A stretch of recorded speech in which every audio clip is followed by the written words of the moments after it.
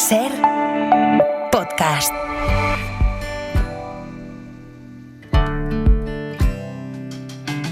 Sale corriendo y tú no la ves. La vida no espera y deja escrito en algún papel que no se apaguen las velas. Y hoy hace tiempo que perdoné y los besos me llevan. Me van diciendo que tengo que volver a los abrazos que quedan y todo cambiará si quieres. Mi vida cambiará si quieres. Ya lo entendí la primera vez. Y dime si... Hola, buenas tardes. A veces hay que buscar asideros en lo primero que se nos ponga a tiro, ¿eh? Así que en este comienzo de año tan tremendo a todos los niveles, creo que es como una pequeña bocanada de aire saber que hoy se celebra el Día Internacional del Abrazo. Lo digo porque ese gesto, el de abrazar, acumula tantos efectos benéficos, pero tantos, que los médicos creo que deberían recetarlo casi por costumbre. Esto, por cierto, fue un invento, no sé si lo sabíais. Marta, buenas tardes. Hola, ¿qué tal? Isaías, buenas tardes. Hola, buenas tardes. En Radio Mallorca, Matías Valles. Hola, Matías. Buenas tardes, Carlos. No sé si Matías igual lo sabía, ¿eh? Esto fue un invento de un tal Kevin Zaborny, un psicólogo que trabajaba con chavales problemáticos, delincuentes juveniles incluso en Michigan. El hombre estaba preocupado porque veía que en Estados Unidos la gente cada vez se abrazaba menos y en su ciudad, en Clio, lo convocó por primera vez, esto de abrazarse, en 1986, y la cosa ha ido creciendo y creciendo hasta nuestros días. No sé, por cierto, cuál será el nivel de abrazos ahora mismo en Estados Unidos, con un presidente más partidario de la fuerza bruta que del cariño y la empatía. Pero bueno, en unos minutos hablaremos de Donald Trump y del discurso que acaba de pronunciar en el foro de Davos, cargando otra vez contra Europa. Haremos números como cada semana con nuestro economista, con Santiago Nuño Becerra. Pero esta tarde, por encima de todo, hay que estar muy atentos a las explicaciones que vaya a dar el ministro Óscar Puente y los responsables de Adif en una rueda de prensa convocada para dentro de un par de horas. Muy atentos porque sobre la tragedia ferroviaria de Adamuz siguen planeando demasiadas incógnitas. Ya sabemos que las prisas nunca son buenas consejeras, pero se están diciendo tantas cosas y se están tomando decisiones que a veces parecen contradictorias, que de esa comparecencia de las 6 de la tarde debería salir algo sólido y no sé, yo ya veremos si la asunción de responsabilidades por parte de alguien. Guillermo Lerma, buenas tardes. ¿Qué tal? Buenas tardes, Carlas. Esa hipótesis se ha escuchado en alguna... No digo que el PP pida la dimisión de Óscar Puente, pero esa hipótesis de que alguien asuma responsabilidades por el deterioro evidente del servicio ferroviario en España desde hace tiempo, ¿eso está en alguna conversación o es de momento...? Forma parte de las conversaciones, Carlas. Evidentemente, cuando se pregunta al gobierno por esto, es una de las cuestiones que salen en las conversaciones, pero en este momento el gobierno lo que dice y lo que pide es esperar a saber exactamente qué es lo que ha ocurrido con el accidente antes de poder ir a ese segundo plano, a esa segunda fase. Primero saber exactamente qué es lo que ha ocurrido, si hay alguna decisión que el gobierno haya tomado, que haya podido digamos de alguna manera, pues no provocar, pero sí que pues que no se haya hecho la inversión adecuada o que no se hayan tomado las decisiones previamente para que esto no hubiese ocurrido, y luego ya después entrar en ese plano de la asunción de responsabilidades. Pero tu nariz, ¿qué te dice? Bueno, yo creo que políticamente esto es un problema, es evidente, ¿no? La evolución de los acontecimientos desde el domingo hasta hoy demuestra que políticamente esto se ha convertido en un problema para el gobierno, y también la reacción, ¿no? De cómo estamos viendo que el ministro Puente ha estado dando explicaciones, es verdad, en medios de comunicación, presencia desde el primer momento, pero yo creo que desde ayer, con las decisiones que se toman y que contamos aquí en la SER, lo contó Edu, sobre la rebaja de velocidad, el gobierno a partir de ahí empezó a entrar o a perder de alguna manera el control, ¿no? de la gestión, también del relato, y eso es evidentemente lo que hace que esta tarde se convoque esa rueda de prensa.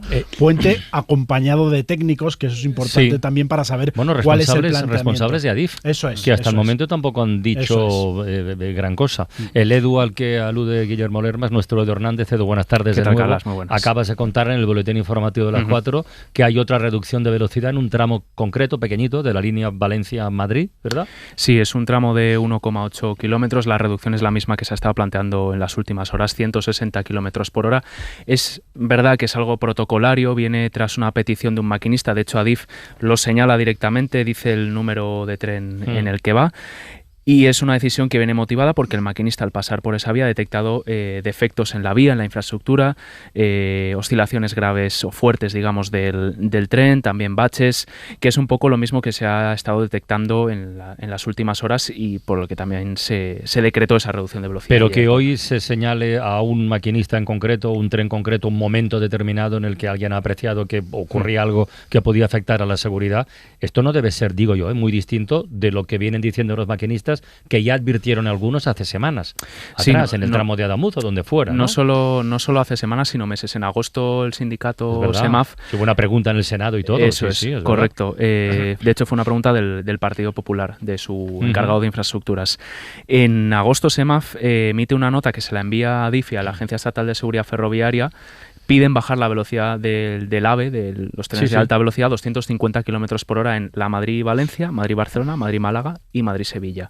En estos meses no tenemos constancia de que los maquinistas, como ahora, hayan estado notificando este tipo de incidencias y se haya habido reducciones de velocidad. Es muy probable que sí que las haya habido, pero que no hayan tenido tanta repercusión o hayan sido de tanta magnitud o longitud como la que adelantamos aquí ayer en la SER. El lunes, los propios maquinistas vuelven a pedir bajar la velocidad, pero ellos deciden de forma unilateral hacerlo a 230. Básicamente le comunican a Renfe, a Adif, a los gestores de nosotros por nuestra cuenta como maquinistas no consideramos que sea ahora mismo seguro circular, así que vamos a curarnos en salud y vamos a ir todos a 230. Después un maquinista pide directamente bajar a esa velocidad. Es decir, mantenerla en 230. ¿Qué pasa? Que Adif recibe la notificación del maquinista. Hay 10 puntos del trayecto de la Madrid-Barcelona, como adelantamos aquí en la SER, con problemas en la vía. Hay también un túnel, hay también un punto de la vía donde cuesta frenar o hay problemas en el frenado del tren. Y deciden bajar la velocidad en 150 kilómetros de vía. Es un trayecto que además ya había estado dando problemas en Calatayud, lo hemos contado esta mañana. Sí. Y la bajan a 160. Pasan las horas, Adif por protocolo hace auscultación con unos trenes especiales esta noche, no detectan que haya nada, pese a las continuas denuncias de los maquinistas meses atrás, y deciden levantar esa suspensión o esa limitación temporal de la velocidad que se dice técnicamente en el sector ferroviario. Hay algo que creo que era Matías, creo que era Elisa de la Nuez que lo comentaba esta mañana en el abierto de Hoy por Hoy, que es una cosa que, en fin, que muchos oyentes estarán diciendo, coño, pues sí, pues es eso. Lo sabe hace X tiempo, no pongamos una fecha concreta, pero hace un tiempo no vibraban, no temblaban. Y ahora sí, los que usamos la alta velocidad con una cierta frecuencia, lo hemos comentado muchas veces entre nosotros. O sea, nada, ponerte un café en la prueba del café. Claro, tiemblan, vibran más que antes. Eso es lo que vienen denunciando los maquinistas. No es ningún argumento científico de peso, pero es una evidencia o sea, cotidiana. Es una sensación que han tenido muchos usuarios. Claro. Ha influido mucho lo que, al menos por parte del punto de vista de los maquinistas, que ellos argumentan que hay un deterioro de la vía, que eso, un traqueteo, digamos, a nivel un poco más coloquial, que influye en el confort del viaje. Y también ha influido mucho algunos modelos de tren, los Abril, que lo hemos contado también esta mañana, que han dado muchos problemas. Venían con fatiga de materiales, nos lo confirmó Renfe a la SER aquí en agosto de 2024, llevaban 3 meses rodando. Y eso también ha pasado mucha factura. Eran muchos trenes nuevos circulando y la gente lo ha notado. Los usuarios lo han notado. Es que se tiene, vamos, en fin, ninguno de nosotros, tú más, pero ninguno de nosotros somos expertos en transporte ni en esta materia. Supuesto. Pero es obvio que si en una carretera circulan determinado número de vehículos y durante un tiempo circulan el doble o el triple o el cuádruple de vehículos, esa carretera se va a deteriorar más rápido. O sea, es que no tiene otra explicación. Por lo mismo pasa con una vía de tren. Claro, es que los tráficos ¿se ha hecho mantenimiento? Seguro. Suficiente, pues no lo sabemos. El gasto en mantenimiento está en máximos. Nunca se había gastado tanto en mantenimiento como hasta ahora. Desde que se creó Adif en 2000. Nunca se ha utilizado tanto tampoco, claro. Porque con la apertura de nuevas compañías, pues cada vez son más los trenes que funcionan. Y claro, es verdad que hay que diferenciar entre el confort y la seguridad. Aquí estamos hablando de seguridad, ¿no? Aquí de lo que se trata es de saber si las razones que sean del tren, del vagón, de la máquina, de la línea férrea, de lo que sea, si algo de eso ha fallado hasta el punto de que se produzca una tragedia como esta, que desde luego, hombre, una sociedad moderna no puede permitirse, aunque sea una excepción a la regla. Hay millones de personas que viajan en los trenes de alta alta velocidad y ahora estamos hablando de 40 muertos, que es tremendo. Es una tragedia que no puede volver a repetirse y lógicamente hay que saber qué es lo que ha pasado para tomar las medidas concretas para garantizar, si es posible, el confort, pero sobre todo la seguridad. Matías, no, a ver, hay un caso precedente, por fortuna sin víctimas mortales, no sangriento, que es el apagón. ¿Alguien sabe qué pasó en el apagón? ¿Alguien sabe quién es el responsable del apagón? ¿Hay una sola persona de cualquier rango de responsabilidad pública o privada que diga esta persona ha sido despedida o ha perdido su cargo? Porque, aunque solo fuera por mala suerte, no se trata de culpar, son cuestiones de responsabilidad. Sí. Por tanto, yo me temo que la intervención de hoy, como las anteriores de Óscar Puente, o de Adif, o de todos los implicados, es igual, no es igual, va a ser para decir que, por supuesto, pasara lo que pasara, ellos no tenían la responsabilidad y, por tanto, no nos están aclarando. Vamos a verlo, Pero me parece muy peligroso señalar al maquinista, que es una forma de disuadir a los maquinistas de que denuncien, pero también me parece muy peligroso descargar la responsabilidad sobre los maquinistas. O sea, suponíamos que un entramado ferroviario de esta magnitud tenía mecanismos de control más sofisticados que los que un poco lo que se están alegando que es que nos tiemblan las manos. Y solo para acabar el célebre dilema, ¿no?, que nos hemos de plantear. Yo soy un enamorado del AVE, es el mejor medio de comunicación que he visto jamás en toda mi vida, por encima de cualquiera.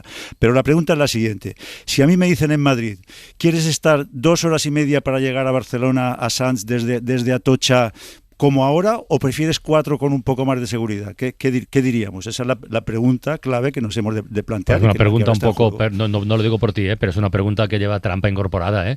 Bueno, es que... Sobre todo formularla en estos momentos, claro. En estos momentos, es que estamos en eso. La gente preferiría ir andando, seguramente. No, ayer era 2 horas y media o anteayer, y hoy son ya más de 3 horas y acabarán siendo 4. Bueno, pues habrá gente que dirá, yo preferiría ir más rápido, ¿no? Hoy creo que hay un editorial en La Vanguardia que viene a decir algo así como transparencia y exigencia de transparencia, sí, psicosis no. Quiero decir... Bueno, es que a veces lo que sucede es que el exceso de transparencia oscurece el asunto o alienta, porque claro, el exceso de transparencia es que cada día nos están dando un dato nuevo de cosas que pasaron, pero lo que hay que saber es cuál es la causa de lo que realmente ha pasado. De todas esas cosas que sucedieron, cuál es la causa y quién es el responsable de esa causa. También es importante mandar a lo mejor un mensaje de que el ferrocarril sigue siendo un medio de transporte seguro. Es decir, lo que digo. Los descarrilamientos no son un tipo de acontecimiento muy común. Además, se dan sobre todo en mercancías, porque son los que manejan cargas pesadas y más inestables. En 2024 hubo 22 descarrilamientos. Son muchos más, se han cuadruplicado. Claro, desde hace... por el mayor uso. Exacto.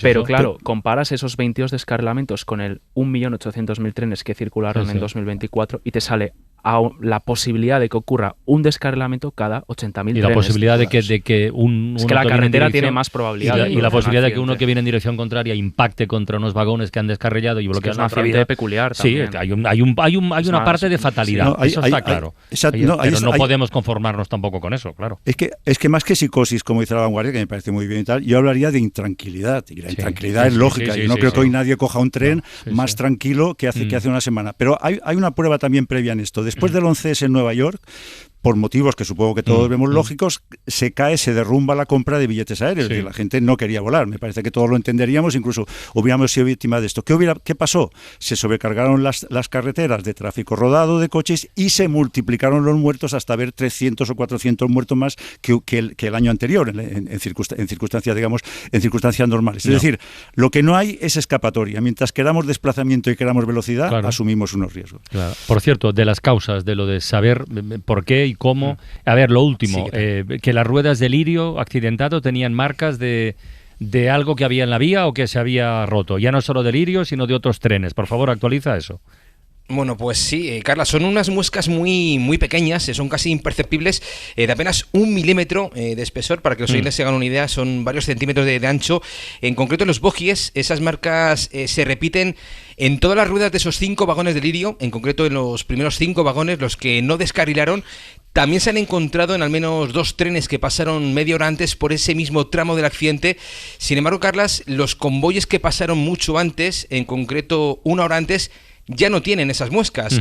Todo esto, Carlas, está acreditado, está documentado, pero según el ministro de Transportes, con esa información, bueno, todavía es prematuro, decía hoy, concluir la causa del accidente. Así lo decía esta misma tarde en Televisión Española. También nos despista que en uno de los que sí las tiene hay 2 marcas, pero en el lado izquierdo del en el lado izquierdo del tren, no en el derecho, que es donde se aprecian las marcas en el lirio. Hacer como ya he visto, o interpretar como ya he visto, que esas marcas necesariamente se tienen que corresponder con una rotura de vía, lo cual es una de las hipótesis posibles, y que eso ya nos dice que nada, era una rotura de vía, pues es totalmente prematuro y nadie con un mínimo de rigor puede hacer.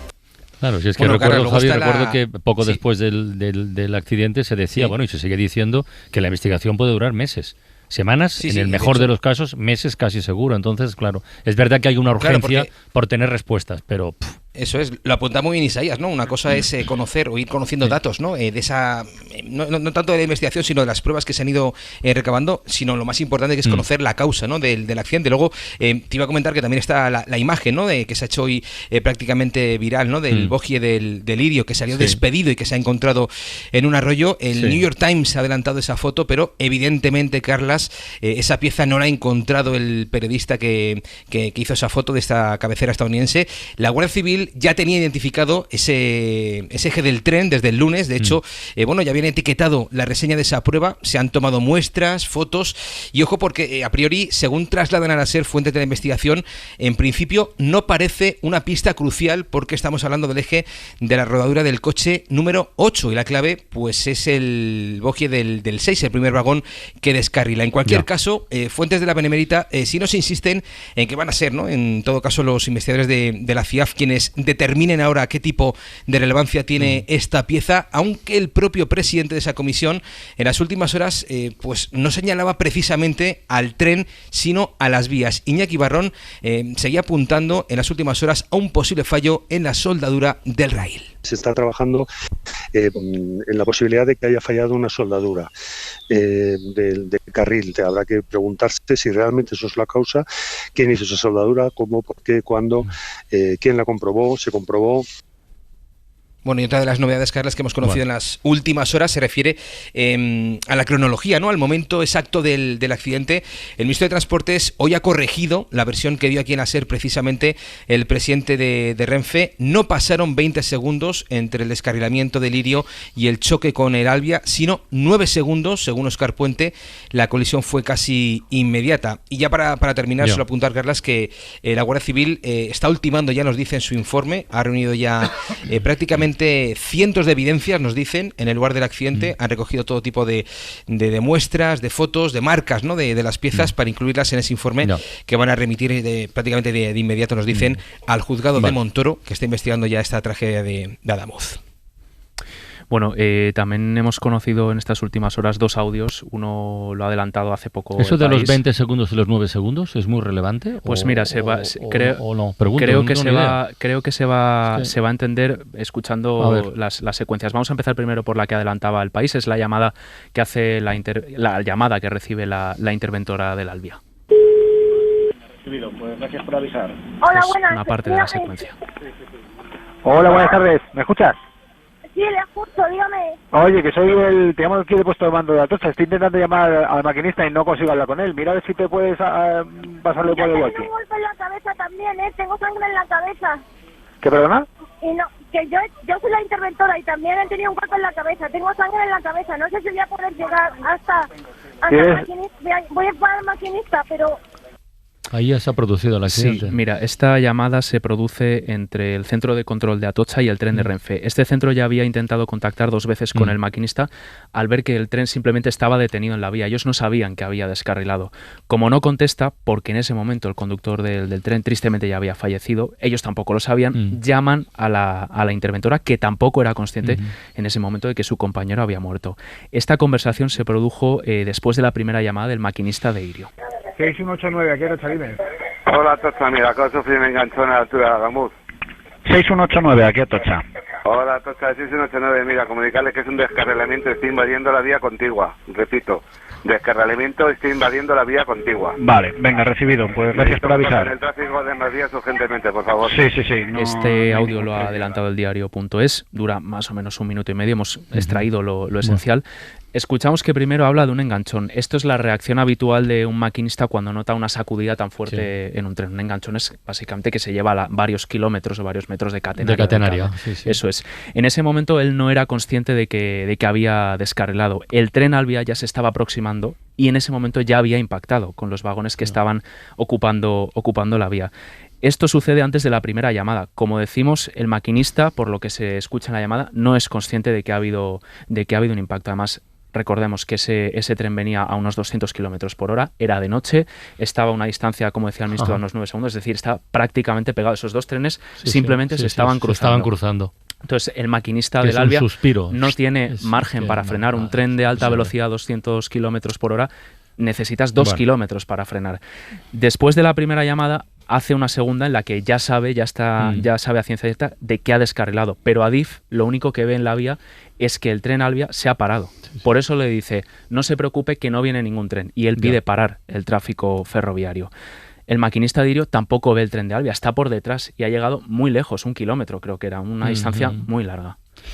Tú vas a estar, ¿no?, en la rueda de prensa. Eso es, ahí pues a partir de las 6 lo contamos en directo aquí en la SER, contigo, con Javi, con Guillermo y a lo que surja. Lo comentaremos. A ver qué pasa. A todo esto, aquí pendientes. Recordemos que en Cataluña, bueno, vaya día, el servicio de... No tiene nada que ver, pero bueno, es otro siniestro. El servicio de cercanías, de Rodalías, continúa suspendido hasta nuevo aviso. Anoche se cayó un muro de protección de la autopista AP7, invadió la vía, provocó un choque, un descarrilamiento, murió un maquinista de 27 años en prácticas. Lo de Rodalías en Cataluña, en fin, Pol Valero, buenas tardes, bona tarda. Bona tarda. Ha coincidido que, en fin, se junta con la desgracia enorme, con la tragedia de Adamuz, pero es una historia tan larga de incidentes, de accidentes, de retrasos, de despropósitos y de cabreo de miles y miles de usuarios, que lo de hoy, bueno, pues es, no sé si es la guinda o es una cosa más, Pol.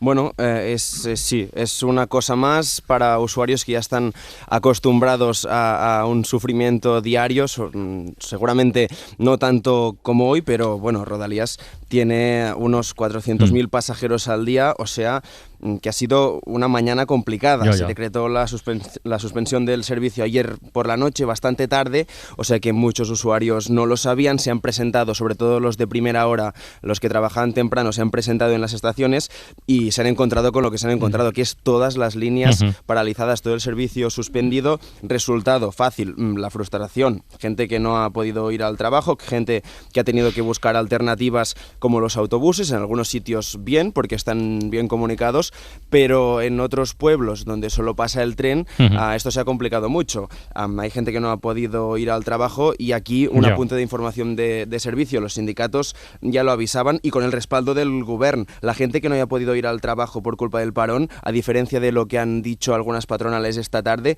no tendrá que recuperar las horas, porque desde la Dana, en Valencia, es una situación que queda recogida en el Estatuto de los Trabajadores. Oye, no hay hora ni fecha, ¿no?, para que se reanude el servicio de Rodalías. No, de momento no. Trenes parados de manera indefinida. Ahora a las 4:30 estaba programada una nueva reunión del Govern, del Comité Técnico en el Centro de Coordinación Operativa, para evaluar en qué momento se podría reabrir el servicio.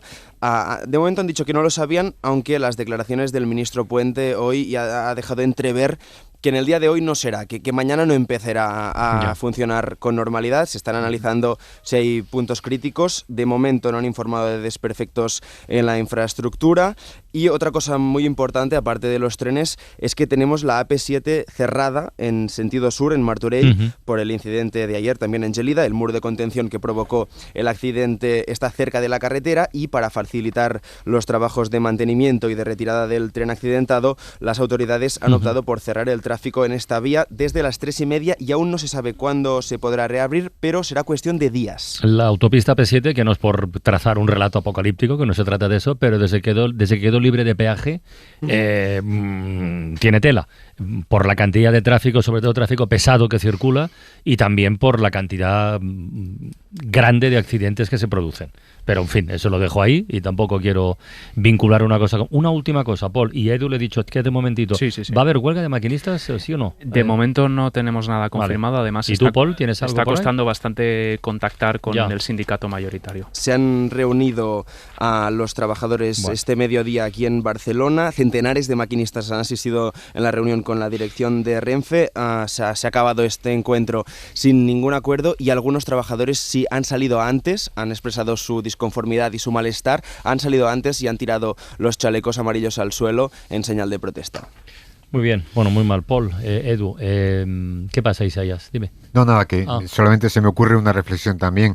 Hoy estamos en una jornada importante de la Champions. Esto no es fútbol. Es decir, en los últimos años nos hemos tenido que especializar en virus, en movimientos de volcanes, nos hemos tenido que especializar en cuencas hidrográficas. Este es un asunto muy complejo, como estamos viendo, ¿no? Que funcione un sistema como estos es complejísimo, y lo que es una fortuna, un milagro, es que cada día funcione con una cierta normalidad. Y esta es la excepción. Hay que buscar las causas y hay que responder si es necesario, pero creo que debemos de escuchar a quienes realmente saben en esta materia. Por ejemplo, nuestros compañeros que nos están informando. Efectivamente. Ahora sí, hasta dentro de un ratito. Venga. Escucha, hermano, la canción de la alegría, el canto alegre del que espera un nuevo día. Ven, canta, sueña cantando, vive soñando el nuevo sol, en que los hombres volverán a ser hermanos. ¿Habrá escuchado alguna vez esta canción Donald Trump? Matías Vallés, Marta del Vado, Isaías Lafuente, ¿qué creéis? Y si la ha escuchado, ¿qué pensará? Pensará que es una cursilada y una gazmoñería.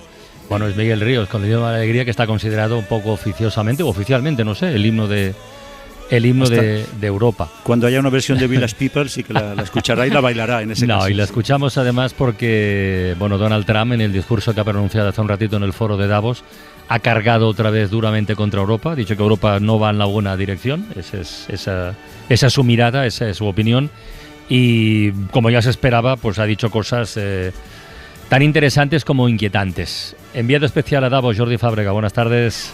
Hola, buenas tardes. Por cierto, esta canción sonó en la inauguración de Davos, en el concierto inaugural sonó una versión de Joe Batiste de este himno a la alegría. Por eso se ha retrasado. Algo es algo. Bueno, todo el mundo estaba pendiente hoy de lo que fuera a decir Donald Trump sobre Groenlandia y lo ha dicho.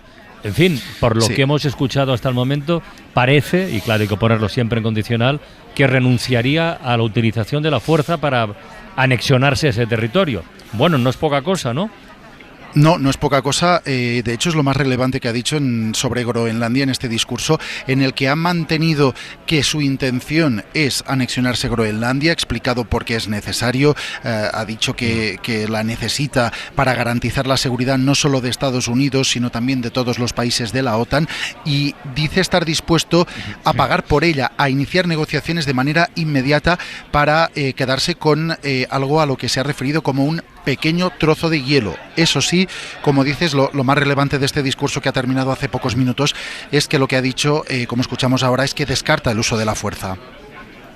That's probably the biggest statement I made, because people thought I would use force. I don't have to use force. I don't want to use force. I won't use force. All the United States is asking for is a place called Greenland. Solo pedimos algo llamado Groenlandia, ha dicho.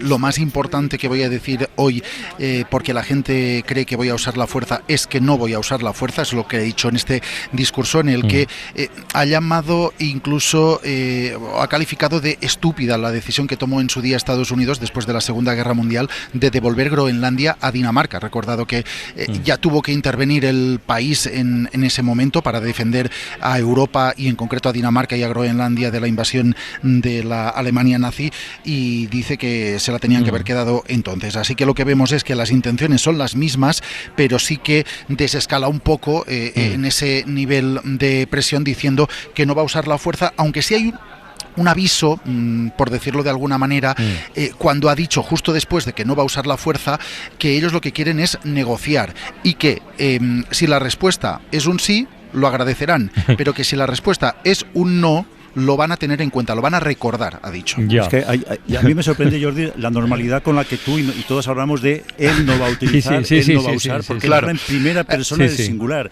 Yo no voy, Estados Unidos ya no existe, o sea, existe su única persona. Y una cosa, Donald Trump, para decir una cosa contradictoria, es cobardón, es bastante cobardón. Donald Trump en 5 años ya largos de mandato nunca ha desencadenado ninguna guerra y tiene este mote que le llaman taco, que es traducción en inglés de siempre da marcha atrás, siempre amenaza, voy a Irán pero no ataco, Groenlandia pero no ataco. De momento, y crucemos los dedos, no ha desencadenado ninguna operación bélica mayor. Algo es algo. Oye, este foro de Davos se planteaba como un posible punto de encuentro para tender puentes, al menos así nació además, pero por lo visto en este primer día, eso es un choque brutal, un ataque brutal de Estados Unidos sobre Europa y otra vez con los famosos aranceles como herramienta para hacer algo que se parezca a la geopolítica, ¿no? Sí, mira, el lema de este año de este foro lleva 56 años celebrándose. El lema este año era espíritu de diálogo y pretendían recuperar el espíritu inicial del foro, que era precisamente eso, dialogar. Pero bueno, digamos que eso se ha quedado en el lema porque en el primer día vimos, por un lado, a Europa anunciando que iba a tomar represalias contra Estados Unidos si le subían los aranceles, vimos a un Emmanuel Macron muy duro en su discurso contra Estados Unidos y defendiendo que Europa tiene que reaccionar. En la sala de al lado estaba el secretario del Tesoro de Estados Unidos también avisando, por decirlo de alguna manera, a Europa de que es mejor que no tome represalias contra Estados Unidos, así que de diálogo nada. Y de hecho el espíritu aquí, lo que se ha visto es ese choque, por un lado Estados Unidos y por el otro Europa y algún otro país, porque también vimos ayer en una intervención muy aplaudida al primer ministro de Canadá, Mark Carney, poniéndose del lado europeo y diciendo que hay que acabar con esto de la subordinación a Estados Unidos, lo decía así. You cannot live within the lie of mutual benefit through integration when integration becomes the source of your subordination. Dice que no se puede seguir apostando por la integración si la integración es una suerte de subordinación. Fue el más aplaudido su discurso ayer, bastante más que el de Trump que acaba de terminar ahora, y lo visto es que hay, digamos, dos lados, la delegación de Estados Unidos o la delegación del gobierno de Estados Unidos por un lado y el resto de delegaciones del resto de países por el otro. El primer ministro canadiense se ha convertido un poco en el jefe de la oposición a Trump, ¿verdad? Santiago Niño Becerra, buenas tardes. ¿Qué tal? Buenas tardes, Carlos.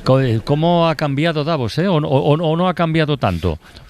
Sí que ha cambiado, pero es que los tiempos han cambiado. Es decir, Davos nace a mediados de los 70, cuando se dispara el precio del petróleo, se entra en un proceso de estanflación, etcétera, etcétera, y se monta como una reunión del poder económico de distintos países para ordenar un poco la situación. A partir de ahí va evolucionando y ahora ha llegado a un punto en el que se están poniendo encima de la mesa las posturas.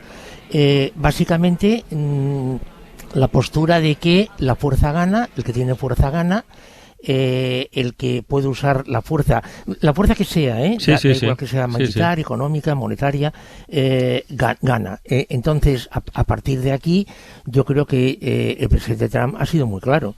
Es decir, quiero esto y lo voy a conseguir, porque tengo la fuerza. Yo, un poco en la línea con la que decía Matías, para mí existen muchas diferencias, evidentemente, pero mucho paralelismo con Luis XIV. Luis XIV dijo aquello del Estado soy yo. Entonces, Trump no ha dicho eso, evidentemente, pero ha venido a decir el poder del mundo soy yo. Por eso habla en primera persona, porque el país no existe, él es el que hace, igual que Luis XIV, ¿no? Es una comparación muy acertada, solo que Luis XIV era europeo y hasta la geografía del poder se ha desplazado, ¿no? De este Davos yo creo que lo que quedarán son las gafas oscuras de Macron, que todos nos estamos preguntando por qué se puso. Y hay una cosa solo, Santiago... Tenía una dolencia en el ojo, no sé. Santiago, donde dices poder económico, ¿te refieres a la oligarquía que gobierna el planeta o es otro concepto? No, es la oligarquía que gobierna el planeta, que en cada momento ha tenido una dimensión, una fuerza, un mayor peso una que otra, etcétera, etcétera. Por ejemplo, en el año 75 el poder económico chino era nulo, o era prácticamente inexistente. También el ruso. Hoy en día en Davos hay rusos, hay chinos, ha crecido, ha cambiado. Países latinoamericanos que en los 70 tenían un peso, hoy lo tienen mucho menor. Pero vamos, es un poco adaptarse a la situación, precisamente este poder económico. ¿Y qué herramientas tiene Europa para plantarle cara a Estados Unidos, Santiago? Porque este foro de Davos, tal cual nos está contando Jordi Fábrega, es una reunión de gente muy importante, muy rica, pero es una reunión donde llega un señor y dice lo que hay que hacer, ¿no? Es un formato curioso. Sí, a ver, Europa podrá hacer lo que sea en función de el PIB al que esté dispuesto a renunciar. Es decir, ¿qué quiero decir? Por ejemplo, en bienes comerciales, Europa le vende a Estados Unidos cada año 771.000 millones de dólares y le compra 625.000 millones. Bueno, ¿a qué porcentaje de exportaciones, que en el fondo es PIB, por eso decía, está dispuesto a renunciar? PIB que evidentemente esas exportaciones se trasladan a unos salarios, se trasladan a unas cotizaciones sociales, se traslada a unos impuestos, etcétera, etcétera.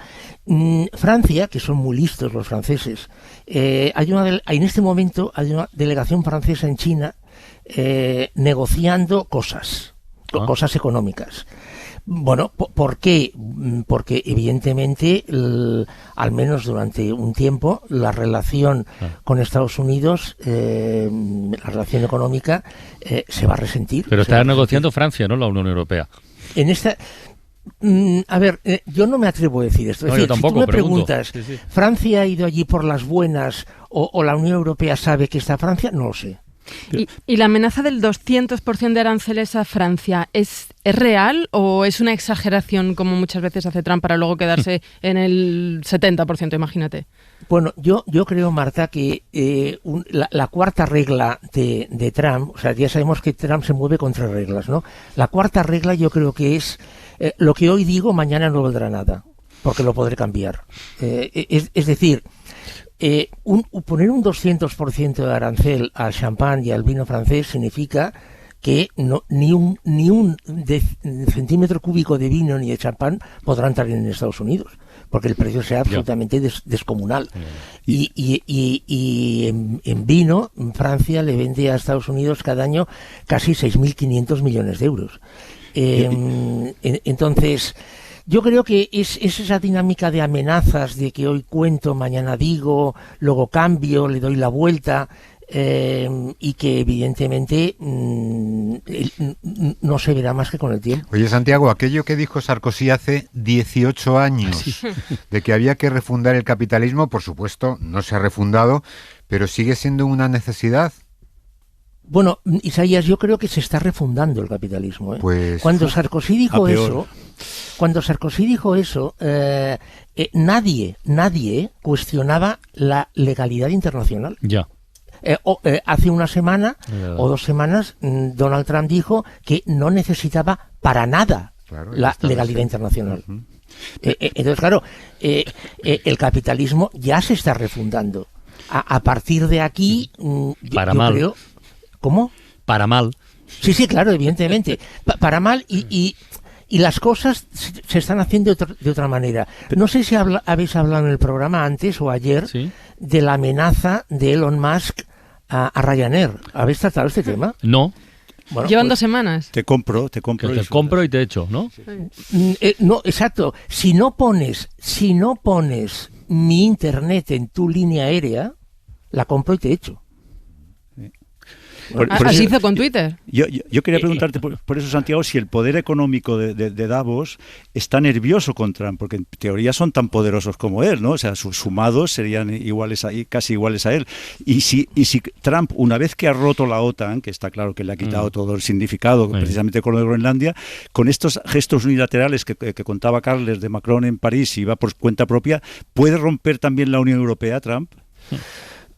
Hombre, yo creo que no, porque la Unión Europea, a pesar de que, en mi opinión, a pesar de que la Unión Europea en realidad es un mosaico de 28 países, yo creo que a todo el mundo le interesa que a todo el mundo de la Unión Europea, le interesa que exista la Unión Europea y el euro. Recordemos, y entonces Trump era un señor que cobraba alquileres de las casas de su padre. Cuando se crea el euro, hubo bastantes economistas estadounidenses que estuvieron frontalmente en contra del euro. Porque podía suponer una competencia clara al dólar. Claro. Es decir, Estados Unidos siempre porque es potente, gordo, etcétera, etcétera, siempre ha estado en contra de las uniones de países, siempre ha estado en contra de las áreas monetarias, siempre ha estado en contra de las colaboraciones, porque yendo cada uno por su lado, él gana siempre. Claro. Lo que pasa es que hasta ahora Estados Unidos se ha comportado, o sea, ha sido educado, la mayoría de las veces, etcétera, etcétera. Hoy ya no, hoy ya pues va a lo que sale. Muy bien. Santiago Niño Becerra, hacemos números otra vez la próxima semana. Cuídate mucho. Gracias. Adiós. Hasta luego. Y Jordi Fábrega desde Davos, un abrazo. Seguimos en contacto, ¿vale? Hasta luego. La Ventana, en Ser Podcast. ¿Qué tal, Tony? Aquí. Es que no me salía la palabra. No quería ni pasarme de frenada ni quedarme corto. No, Luis XIV, Luis XIV. Que ya sí, ahí muy bien. Bueno, pero hasta habían traído lo de Luis XIV. Sí, muy buena la matización de que era europeo. El Rey Sol. El Rey Sol. Sí. Bueno, no, entiendo que no era bien traído para mí. No. Bien. Para la conversación. No, estaremos con La Prados y con Ana Morales, hoy ciencia ficción y la humilde opinión de La Prados, y estarán los especialistas secundarios y estará el concurso de coronas. Todo esto vamos a hacer. Yo pensaba que hoy había audiobiografías, ¿no? ¿Hay audiobiografías? Las hay, pero hay unas cuantas y no pues quiero me voy ponerlas. A la mutua, No quiero ponerlas así deprisa y corriendo porque no. Pero vamos, que sepan los oyentes que siguen llegando y que pueden enviarlas, notas de audio de menos de 30 segundos, bueno, 30 segundos tope, al correo audiobiografías@cadenaser.com. Hay algunas además que están en cartera, es que me has picado ahora, ¿ves? Que tienen datos y tienen historias muy suculentas. Pero eso será mañana. Hoy no, porque hoy en principio La Ventana termina un poquito antes, que hay carrusel deportivo y tal. Lo que pasa es que a las 6 vamos a estar siguiendo en directo esa comparecencia del ministro Óscar Puente y los responsables de Adif, a ver si aportan alguna novedad sobre la catástrofe de Adamuz. Hay una cosa con las audiobiografías, Carles, que me he fijado en las que has puesto, todas interesantísimas, pero claro, son gente, con todos mis respetos y desde esa frontera, de una edad, ¿no? Yo diría de más de 50, 60 años. Yo pondría en marcha una modalidad para menores de 25, de 30 años, la gente rompedora, a ver qué pasaba con esas como la Voz Kids, ¿no? Muy partidario. Muy partidario de lo bueno, pero es que no hay límite, los oyentes pueden enviar lo que quieran, pero insistir en eso, ¿no? Específico, Exacto. Llamamiento específico, se dice. Pues hecho queda, oyentes de La Ventana por debajo de una frontera de edad, pongamos, de 45 años, ¿no? Jóvenes menores de 40. Lo que dijo Feijóo, efectivamente. Sí, pero que estos jóvenes no digan, yo soy el hijo de aquel que secuestraron, se metió en el coche, pa. Es decir, también. Eso sería chulo, bueno, biografías cruzadas entre familiares. Eso, mañana haremos más audiobiografías, dentro de unos minutos noticias, luego todo por la radio, pero cerramos esta primera hora de La Ventana igual que la abríamos, recordando que hoy se celebra, bueno, pues algo que está muy bien. La palabra del día, con Isaías Lafuente. Pues sí, hoy se celebra el Día Mundial del Abrazo. Tú lo recordabas, Francino, una iniciativa que cumple justo 40 años desde que en 1986 la promoviera un psicólogo estadounidense, Kevin Zaborny. Él pretendía contrarrestar la vergüenza que detectaba entre sus compatriotas para mostrar sus sentimientos en público. La palabra, la verdad es que no tiene gran misterio, porque abrazar es ceñir, es estrechar con los brazos a algo o a alguien, y normalmente en señal de cariño. Estos días desde Adamuz los hemos visto de todo tipo, de cariño, de felicidad por el reencuentro, de dolor cuando el reencuentro ya no era posible, también de consuelo. Pero volvamos a la palabra, al verbo abrazar. A partir de ese verbo literal, los hablantes fueron extendiendo metafóricamente su sentido, y hoy las carreteras abrazan ciudades, plantas trepadoras abrazan los troncos de los árboles y las personas abrazamos doctrinas, creencias, proyectos o idearios políticos. En su viaje a América, el español se topó con un verbo maravilloso que seguramente conoce muy bien Marta, que es apapachar. Es casi una onomatopeya del náhuatl, que es una lengua azteca que se hablaba en las tierras de México, bueno, del que ocupa actualmente México. Es un verbo que estira, suavizándolo, el verbo apachar, que es otra cosa, porque apachar es aplastar, despachurrar. Por su intensidad, tenemos abrazos que van desde la suavidad hasta el despachurre, desde luego. Bueno, tus abrazos, Francino, por ejemplo. ¿Qué pasa? A los que, viéndolos venir, el primer diccionario de la RAE rindió homenaje ya hace 3 siglos, cuando ilustró la palabra abrazo con una cita quevedesca que describe tal estrujón que, abro comillas, costóle el abrazo 2 dientes que le hice vomitar de un bofetón. ¿Pero esto es un elogio a los abrazos fuertes o no? Esta es una descripción, una descripción de los hechos. Más o menos de gente que ni te conocía. No, hombre, pero yo abrazando he roto gafas y... Bueno, no, pero no he roto gafas por la fuerza, sino porque alguien las llevaba colgadas aquí en el pechito y la verdad es... No, pero es que va provocando, Francisco. Ahora que lo ha mencionado Isaías, Carles, nadie abraza como tú. Yo no recuerdo a nadie que me haya abrazado como tú. Yo creo que lo de Macron y sus gafas es por un abrazo de Francino. Corramos un tupido velo. Isaías, hoy no hay lo que queda del día, así que hasta mañana. Un abrazo. Marta, hasta mañana. Matías, vayas hasta la próxima. Me voy a abrazar a alguien. Tony, hasta dentro de unos minutos. Ahora venga. Hablamos. Para no perderte ningún episodio, síguenos en la aplicación o la web de la SER, Podium Podcast o tu plataforma de audio favorita.